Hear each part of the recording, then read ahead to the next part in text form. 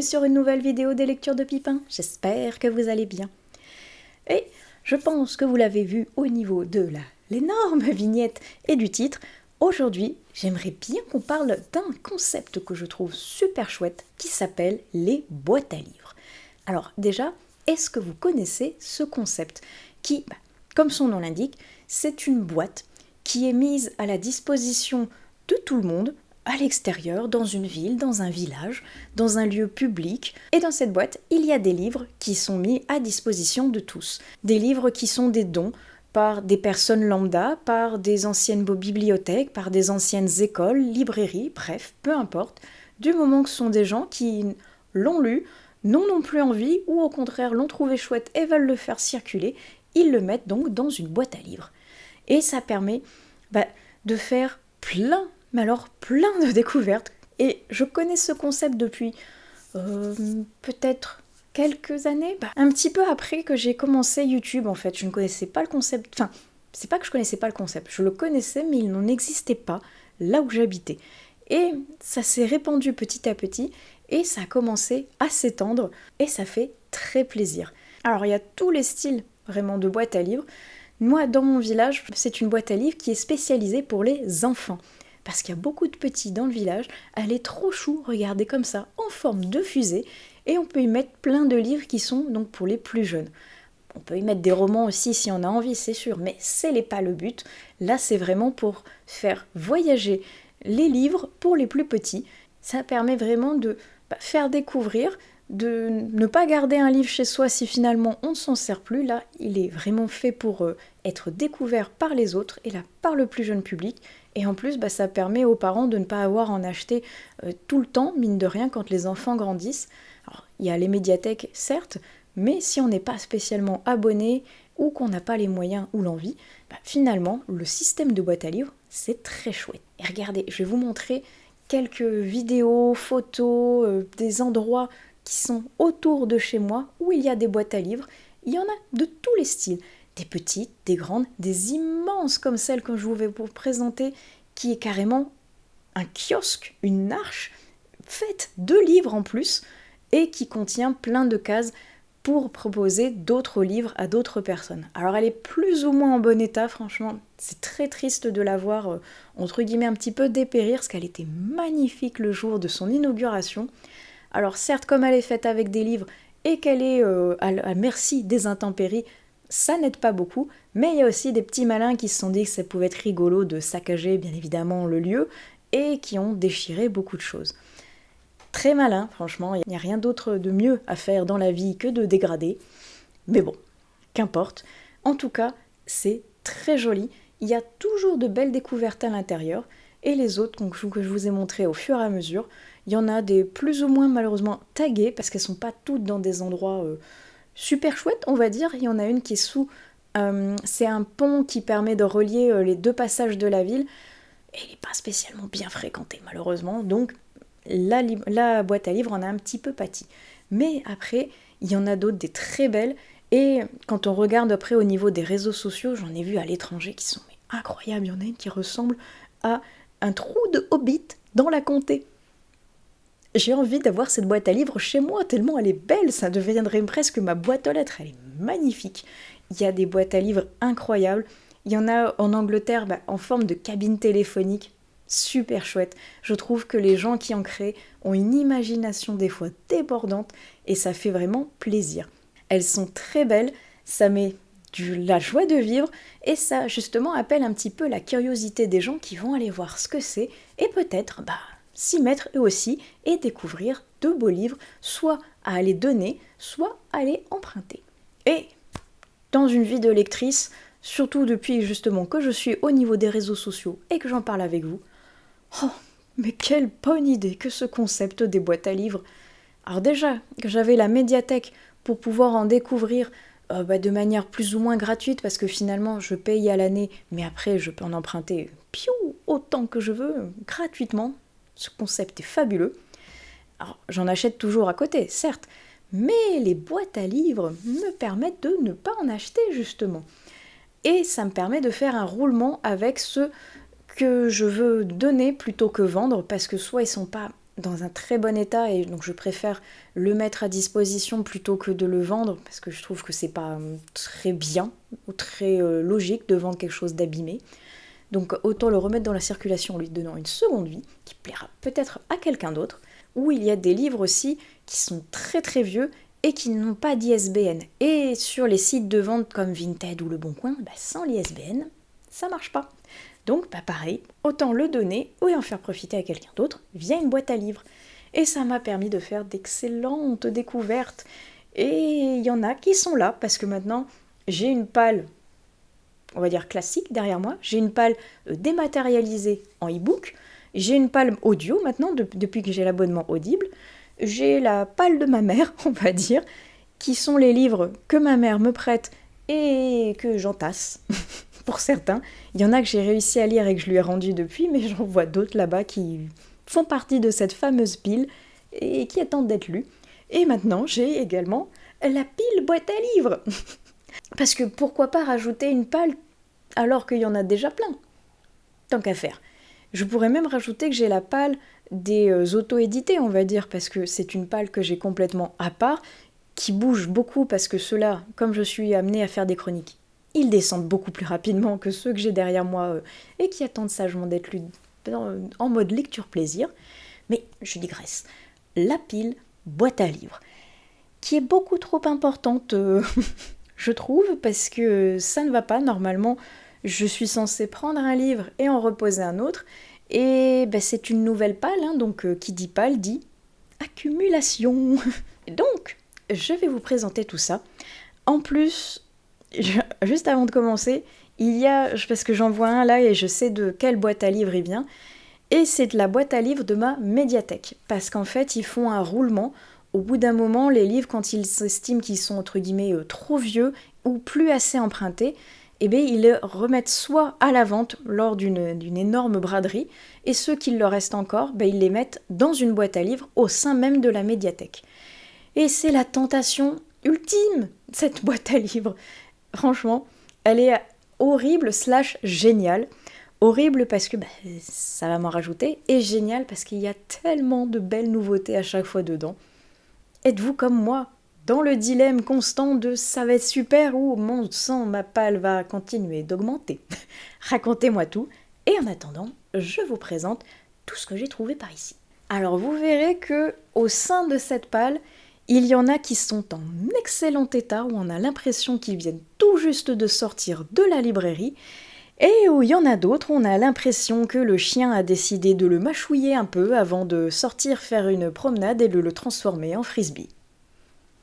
Je comprends pas. Alors, il y en a, comme je vous disais, qui sont dans des boîtes à livres livrées aux intempéries, donc ceci explique un peu cela. Et il y en a d'autres, clairement, c'est juste que les personnes n'en prennent pas soin, malheureusement. Et c'est fort dommage. Mais celui-ci, en tout cas, il fait partie de ceux, comme je vous dis, regardez. Impeccable, on a l'impression qu'il sort tout juste de la librairie. Il s'agit de Le Cercle des derniers livraires de Sylvie Baron. Et il a la pastille offerte pour l'achat de 2 livres j'ai lus, qui est incorporée au livre. Mais arrêtez de faire ça, faites des pastilles qui se décollent, c'est frais super moche, en plein milieu de la couverture. Mais bon, Sylvie Baron, je ne l'ai pas encore découvert, parce que de toute façon, ceux qui sont là, c'est ceux que je vous présente que je n'ai pas encore découvert, Captain Obvious. Et donc, je l'avais pris celui-ci parce que c'est un livre qui parle de livres, et ça va être, si je ne me trompe pas, une espèce de cozy mystery avec des libraires qui disparaissent et des libraires qui vont mener l'enquête. Ça a l'air très chouette. Ah, et c'est parce que aussi c'était à Saint-Flour, donc dans le Cantal, pas très loin de là où mon mari réside. Donc ça me donnait également l'envie de découvrir la région par le biais de Sylvie Baron. Ça a l'air très très chouette. Je ne l'ai pas encore lu malheureusement, et je vois qu'elle a fait beaucoup d'autres romans qui ont l'air très chouettes également. Ah oui, le parapluie de la discorde, c'était elle aussi. Et le pacte des filles du volcan. Celui-ci et celui-là. Et je crois qu'elle en a fait plein d'autres, un petit peu dans le même genre, cozy mystery, mais celui-ci, il a l'air très sympa. Alors je les ai classés par, on va dire, ordre de taille. Là je commence par les plus petits et on va terminer par les plus gros. Et comme je vous disais juste avant, il y en a qui ont assez mal vécu. Et quel dommage, parce que c'est Jurassic Park. C'est le tome 2, Le Monde Perdu, de Michael Crichton. Et aux éditions Pocket, qui ont donc fortement mal vécu. Et c'est dommage. J'ai essayé de le mettre sous plein de livres pour le réaplatir, mais ça n'a pas trop marché, j'ai l'impression. Donc je verrai si je le conserve une fois que je l'aurai lu, même si bon, ça aurait été bien que je commence par Jurassic Park et non Le Monde Perdu.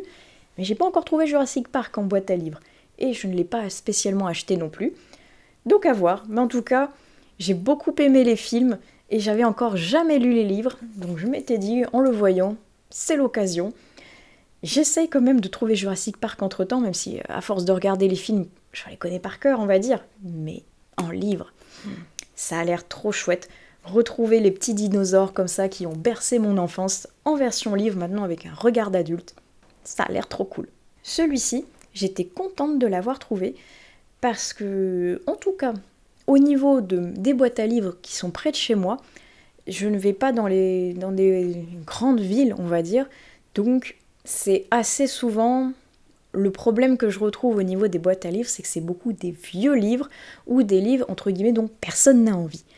Et là, quand j'ai trouvé un Maxime Chatham, je vous avouerai que j'étais super contente parce que c'est un auteur entre guillemets récent et dont j'ai pas encore lu tous les livres. Donc là, j'ai trouvé L'âme du mal, qui est un thriller, donc vieille édition de chez Pocket. Ça a l'air très très chouette. J'ai pas encore lu ce Maxime Chatham là, il y en a encore plein que j'ai pas lu de lui. Et L'âme du mal, ça fait partie de ceux que j'ai envie de découvrir.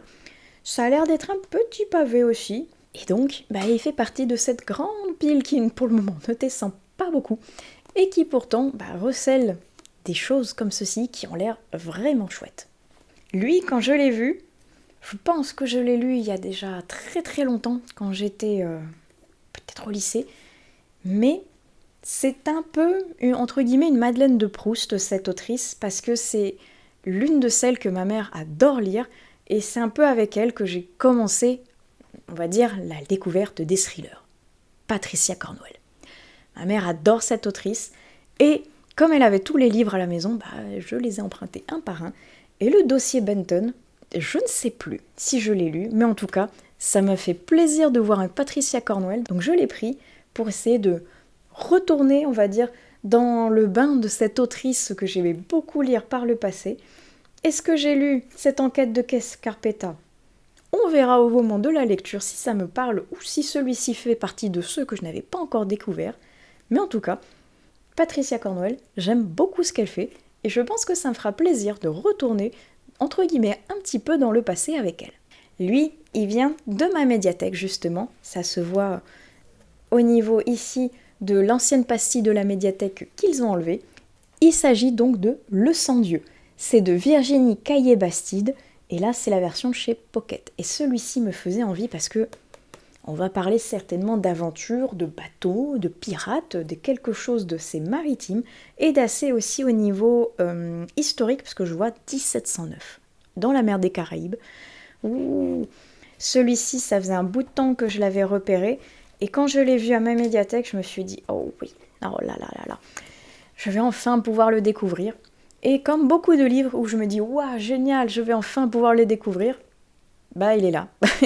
Il demande qu'à sortir, mais il met du temps, et c'est fort dommage parce que je suis sûre qu'il a l'air très sympa. Lui, je ne le connaissais pas, et c'est le titre qui m'a interpellée, même si c'est pareil, lui il est dans un état assez déplorable. Il s'agit de Opération Hadès, de Robert Ludlum et de Gail Linz, qui est lié chez les livres de poche. Et vous voyez, comme je vous dis, là, il a été un petit peu rongé. Là, on sent que la couverture, elle a bien mal vécu aussi. Derrière également, enfin, là, si je l'ouvre un peu trop fort, je pense que je perds la couverture. Mais quelque chose me dit qu'il a assez mal vécu. Alors, il a l'air assez ancien, certes. Et il a été même noté par l'ancienne personne. Je déteste les gens qui annotent les livres. Pourquoi vous faites ça, si vous allez en plus le redonner derrière ? Bon, bref, chacun fait comme il veut. Moi, je n'annote absolument pas mes livres. Je ne supporte pas ça, entre guillemets. Mais bref, c'est pas le sujet. Opération Hadès. Ça avait l'air très très chouette. Même si ça fait un petit peu écho finalement à un certain Covid. d'après le résumé, avec une espèce d'épidémie, un virus qui aurait contaminé beaucoup de gens. Je suis quand même assez curieuse de pouvoir le découvrir, même si donc il est dans un sale état. Et je pense que malheureusement, au vu de l'état qu'il est, justement, il repartira dans une autre boîte à livres quand je l'aurai terminé. Parce que ça m'embête franchement de le garder alors qu'il a été tout bousillé. Est-ce que vous êtes pareil que moi, où il faut que le livre qui soit dans votre bibliothèque soit tout beau, tout propre, impeccable, et pas un petit peu défoncé par les affres du temps ou d'une personne peu précautionneuse? Racontez-moi tout. Ah, les deux qui arrivent là, ça m'a fait plaisir pareil de les découvrir, qu'il y ait un peu plus de roulement dans les boîtes à livres autour de chez moi avec des auteurs connus et qui m'intéressent moi, entre guillemets. Et il y a celui-ci, Michel Bussy avec Nymphéa Noir. Et visiblement c'est quelqu'un qui l'avait acheté chez Gilbert Joseph, qui l'a un petit peu mal vécu lui aussi. Mais c'est pas grave. Michel Bussy, je n'ai encore jamais rien lu de lui. Et j'avais fortement envie de le découvrir sa plume avec Nymphéa Noir, parce que je crois que c'est Isabelle du conte Les Chroniques du Hérisson qui en avait parlé et qui m'avait fortement intriguée. Donc depuis qu'elle l'a lu et qu'elle l'avait trouvé chouette, ça m'a fortement envie de découvrir ce petit thriller et la plume également de cet auteur. Je ne sais même plus de quoi il parle, je sais que ça m'avait intriguée et qu'on va certainement parler de Monet, d'où les nymphéas. Il va y avoir également des meurtres peut-être en lien avec ce fameux tableau. Je suis très très curieuse de pouvoir le découvrir. Et lui, comme je vous dis, pareil, très contente de l'avoir trouvé parce que c'est un Olivier Norek et j'ai adoré Surface. Et j'ai très envie maintenant de lire les autres œuvres de l'auteur et Territoire, ça fait partie de ceux que je n'ai pas lus. Et je ne sais plus si c'est le tome 1. Ah non, c'est le tome 2, c'est Code 93 le tome 1. Je savais qu'il y avait un truc avec cet auteur qui, pareil, c'était pas marqué tome 1 ou 2 dessus, mais il y avait un truc avec 93 et donc ça serait Code 93, d'après ici, qui serait le premier avant Territoire. Mince, il va falloir que je trouve Code 93 avant. Peut-être qu'on peut les lire séparément. Si vous l'avez lu, n'hésitez pas à me dire si on peut le lire sans avoir découvert Code 93 avant, ou si c'est quand même mieux de l'avoir lu pour avoir toute la continuité de l'histoire. Mais en tout cas, je suis très contente d'avoir trouvé un Olivier Norek et de pouvoir continuer à découvrir sa plume parce que j'avais adoré ce qu'il avait fait avec Surface. Et voilà, on a fait le tour de tout ce qui est poche. Mais j'ai encore des grands formats à vous présenter. Et lui, je l'ai trouvé en même temps que Territoire d'Olivier Norek. Et j'en ai entendu parler, mais je crois que ça commence à faire un petit bout de temps maintenant qu'il est sorti. Il s'agit de Hush Hush. C'est de Becca Fitzpatrick et c'est publié chez MSK. Et je crois qu'on en avait dit du bien. Oh là, la présentation, elle n'a pas une police classique. C'est rigolo. Faudra que je regarde d'un peu plus près, ça a l'air très clair en tout cas. Mais il m'intriguait beaucoup parce que là on va parler d'anges, et notamment d'anges déchus. Et je trouve qu'il n'y a pas beaucoup de livres qui parlent d'anges déchus, et moi j'aime bien. Donc, celui-ci, ça m'a interpellée quand je l'ai vu dans cette fameuse boîte à livres, et je me suis dit que, allez, j'en avais de vagues souvenirs de quelqu'un qui en avait parlé en bien. Pourquoi pas le découvrir avec ici l'occasion de la boîte à livres. Ah, celui-là. Il m'intriguait beaucoup parce que c'est un Bragelonne. Et j'aime beaucoup ce que fait Bragelonne dans tout ce qui est les côtés fantasy. Et là, on s'attaque en plus à un pilier de la fantasy, mais que je n'ai encore jamais lu. Ne le répétez pas, honte à moi, David Gemmell.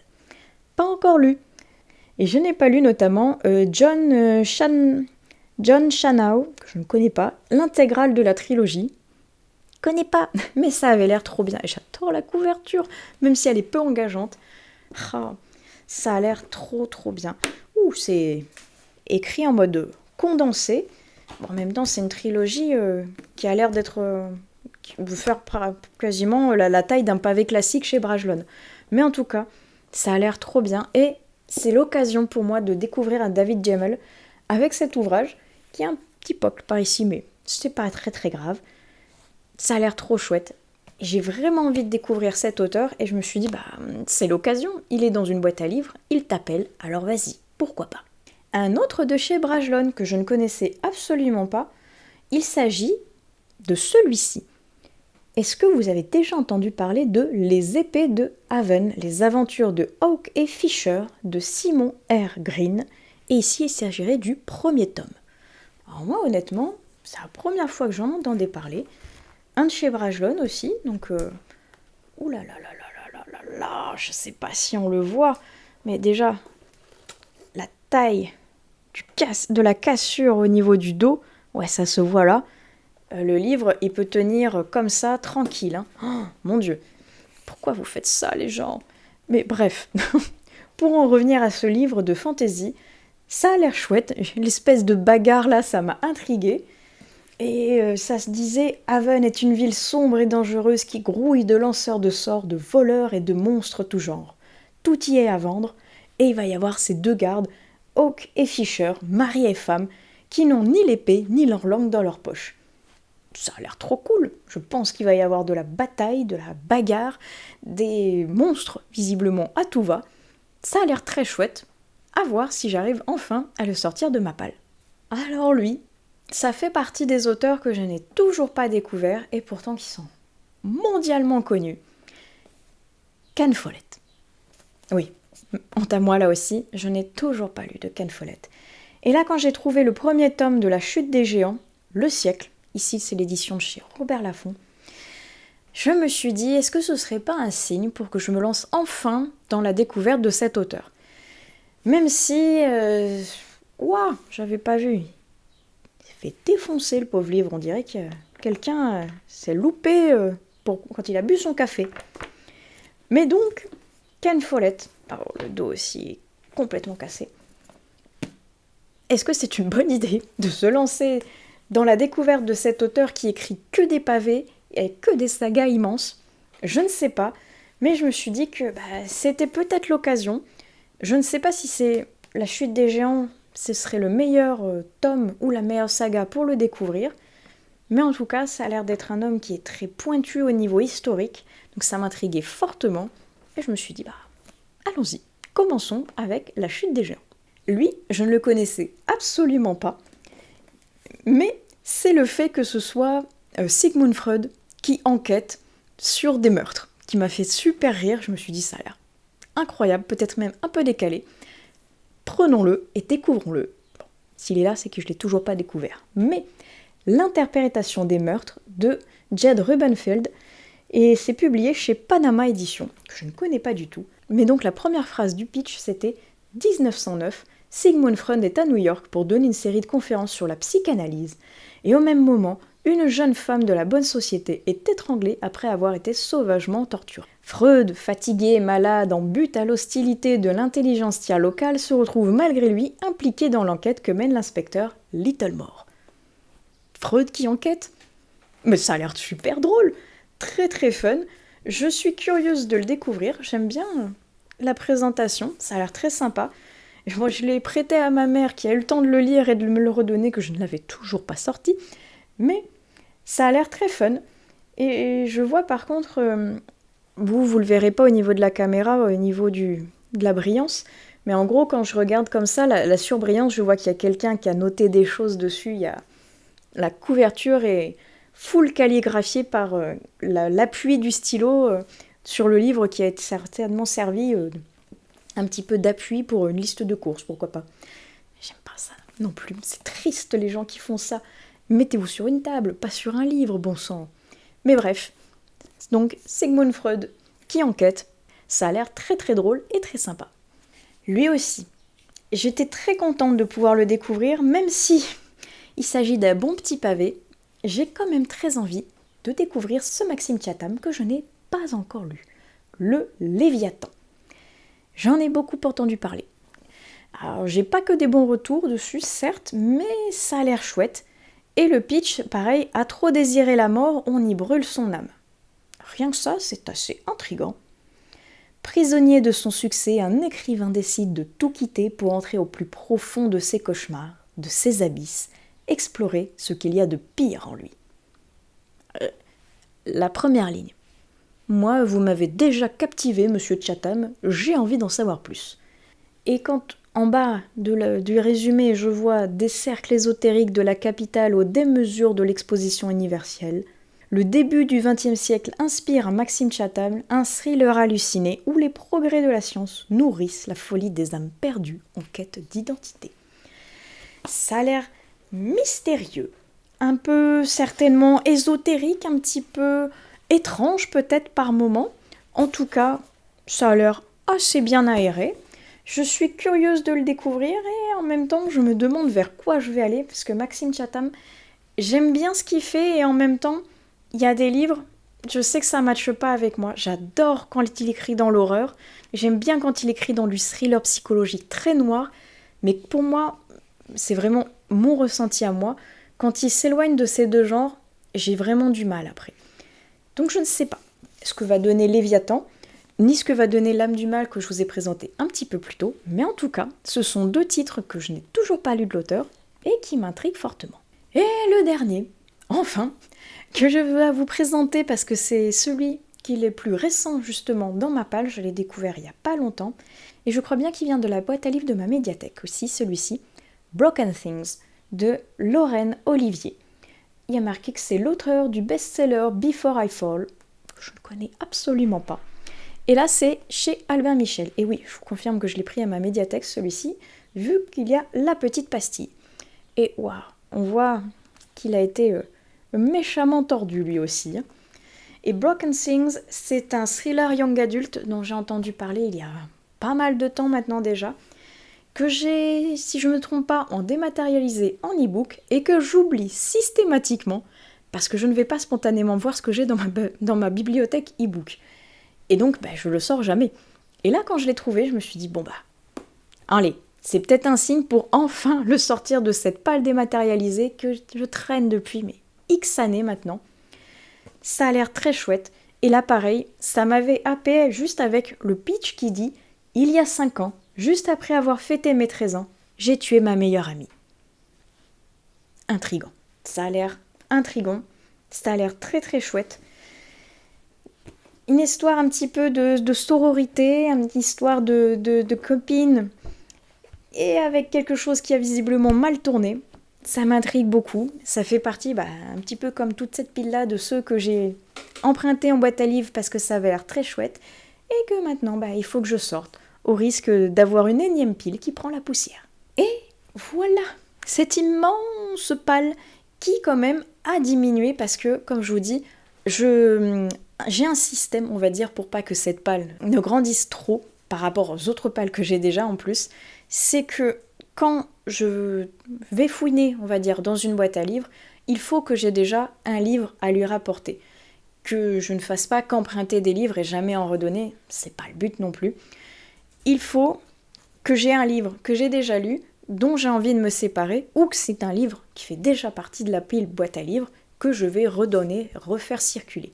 Et en général, dans l'idéal, ce que j'aime bien faire, c'est que si j'ai pris ce livre dans une boîte à livres, je ne vais pas le ramener dans celle-ci, je vais le ramener dans une autre boîte à livres pour que ça puisse circuler un petit peu et que quelqu'un d'autre le découvre ailleurs. Je trouve le concept assez rigolo et plutôt chouette. Peut-être que je suis la seule à le faire, je ne sais pas. Mais en tout cas, c'est comme ça que je procède. Je prends un livre, donc j'en ramène un. Et pareil, si j'en prends un ou deux, j'essaye d'en ramener autant. Quitte des fois à mettre des magazines, si c'est pas un roman, mais quelque chose qui prend la poussière chez moi, ou que j'ai lu et qui m'a pas spécialement convaincue, et pour lequel je cherche à redonner une vie. Et le fait de faire cette vidéo et de voir cette palle me dit que il y en a un que j'ai oublié, qui est certainement là-haut. Ne bougez pas, je vais le chercher, et ça va me permettre de vous faire peut-être un petit quelque chose avec. Ça y est, je l'ai trouvé. En effet, il était bien là-haut, au niveau d'une de mes étagères, qui est hors champ. Et alors celui-ci, il est un petit peu spécial. Il n'est pas officiellement d'une boîte à livres, mais il a le concept pour lui, parce qu'il s'agit d'un livre voyageur. Et qu'est-ce que c'est qu'un livre voyageur ? C'est un peu comme un livre que l'on trouve en boîte à livres. C'est un livre que l'on va emprunter, que l'on va lire et que l'on va remettre en circulation, parce que le but, ce n'est pas de le garder, c'est de le faire circuler à travers, pourquoi pas, la France entière, parce qu'il vient de loin celui-ci. Je l'avais vu sur Instagram et on avait échangé dessus avec la personne qui l'avait, elle me l'a envoyé, avec justement le but après de le refaire circuler un peu plus dans le sud de la France.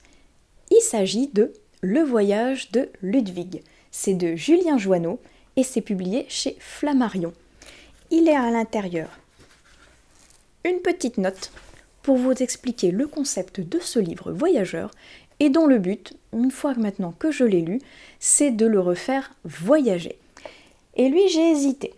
J'hésitais à le remettre en boîte à livres pour le faire voyager, mais comme on me l'avait envoyé via Instagram, je m'étais dit que ce serait bien de le faire voyager parmi les abonnés en fait. Et j'avais lancé, alors je ne sais plus, je crois que c'était un concours où j'avais mis en lot le petit Ludwig et ça n'a pas marché, visiblement, puisque personne n'était intéressé par ce pauvre Ludwig, alors que c'est un labrador très mignon et que c'est un livre qui est poignant parce que ce labrador, on va le suivre pendant la guerre 39-45. Et quand sa maîtresse disparaît, on va suivre l'histoire par les yeux du chien et ce chien va essayer de tout faire pour retrouver sa maîtresse. Et c'est vraiment beau, très poignant. J'avais beaucoup aimé la plume de Julien Joanneau. Et en plus, comme c'est avec un labrador, mon ancien chien était un labrador, le chien de mes parents actuels est un labrador. Autant vous dire que c'était très très chouette. Et donc, le fait de la boîte à livres et du livre voyageur me donne l'inspiration, entre guillemets, pour vous donner la possibilité de le remporter. Est-ce que parmi les personnes qui vont regarder cette vidéo, il y a quelqu'un qui serait intéressé pour découvrir Ludwig et son voyage? La première personne qui me mettra un commentaire comme quoi elle est intéressée par Ludwig, je me ferai un très grand plaisir de lui envoyer par la poste pour qu'elle puisse découvrir elle aussi le voyage de Ludwig et qu'une fois qu'elle l'aura lu, elle le fasse elle aussi voyager à travers une boîte à livres si elle a envie ou refaire un concours, pourquoi pas, pour le faire voyager à une autre personne. Alors je réitère, je me dis que cette fois-ci, il doit y avoir forcément quelqu'un qui va être intéressé par ce pauvre Ludwig.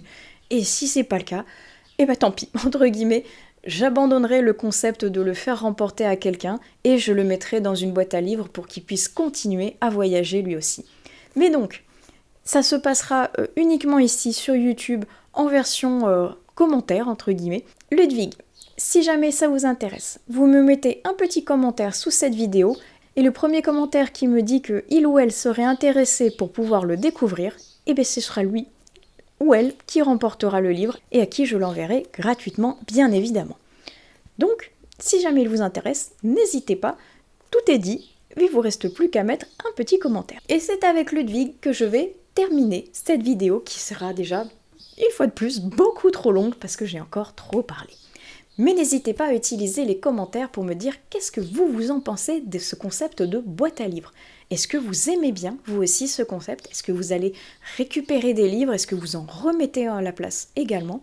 Ou est-ce que c'est pas tout à fait votre truc? Vous préférez le neuf, par exemple, et vous préférez l'acheter plutôt que de l'emprunter et d'après peut-être de vous en reséparer?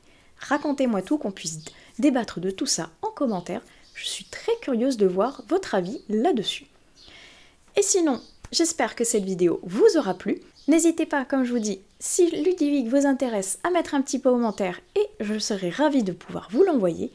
Et sinon, je vous souhaite d'excellentes prochaines lectures et on se retrouve plus tard dans une nouvelle vidéo des lectures de Pipin.